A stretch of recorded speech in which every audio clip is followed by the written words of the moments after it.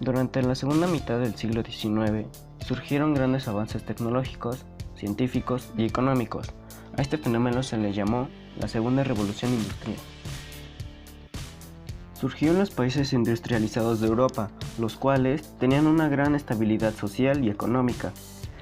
Posteriormente, llegaría a países como Italia, Japón, China, etc. Se caracterizó por los avances en el cambio científico, que hicieron posible el desarrollo de innovaciones técnicas que cambiaron de gran manera la forma en que se producía e intercambiaba las mercancías. Los avances en el campo de la química fueron de gran importancia en la industria. Productos como la sosa, tintes artificiales, materiales explosivos, fertilizantes e insecticidas facilitaron e hicieron más económicos los procesos productivos e industriales, como el textil, farmacéutico, automotriz, agrícola, entre otros. Una de las grandes diferencias con la primera revolución industrial fue que el proceso técnico no se basó en la mecanización, sino en la automatización, proceso que reducía el esfuerzo humano al mínimo en la producción de mercancías. Otro de los grandes descubrimientos fue el petróleo, el cual dio lugar a la invención de los primeros motores de combustión interna, y esto, a su vez, al surgimiento del automóvil.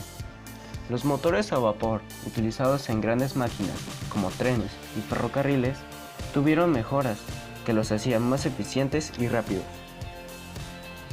Como consecuencias, fue el gran número de desempleos a causa de la automatización de los procesos productivos. La segunda revolución industrial se extendió hasta 1914 con la llegada de la Segunda Guerra Mundial y el surgimiento de las nuevas potencias industriales.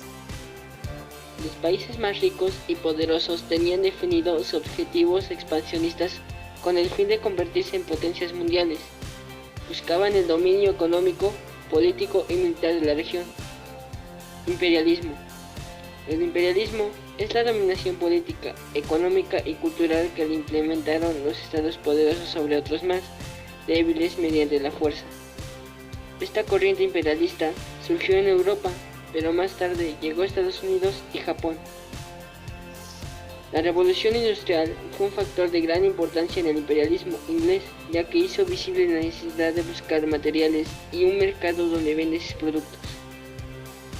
Gran Bretaña había logrado colocarse como la mayor potencia mundial, dominando una cuarta parte de la población mundial, teniendo colonias en África, India y en China. Pero esto duró hasta la Segunda Guerra Mundial, ya que después de Estados Unidos se convirtió en la principal potencia. Se le conoce como Porfiriato al periodo en el que gobernó Porfirio Díaz. Este fue uno de los periodos más importantes y controvertidos de la historia de México. Porfirio Díaz nació en Oaxaca el 15 de septiembre de 1830. Fue un militar y político que en 2 ocasiones ocupó la presidencia de México. Durante su gobierno estableció una paz bajo el lema de orden y progreso, el cual permitió el desarrollo de la cultura y la ciencia en México. Floreció la literatura, la pintura, la música y la escultura. Las actividades científicas fueron promovidas directamente por el gobierno. Se fundaron bibliotecas, sociedades científicas, teatros y asociaciones culturales. Se colocó un gran número de villas ferroviarias durante su mandato. También llegó la electricidad, el telégrafo, el teléfono, etc. México había logrado una estabilidad económica como nunca antes. Sin embargo, esto solo favoreció a la clase alta. Díaz modificó la Constitución en 2 ocasiones. La primera, para permitir la reelección por un periodo consecutivo adicional, y más tarde para abolir todo límite a su permanencia al frente ejecutivo. Decadencia del porfiriato. Para principios del siglo XX era evidente que se acercaba el momento en el que el presidente Díaz y sus hombres tendrían que abandonar sus cargos. El gobierno personalista, dictador y represor de Díaz había reprimido a la democracia.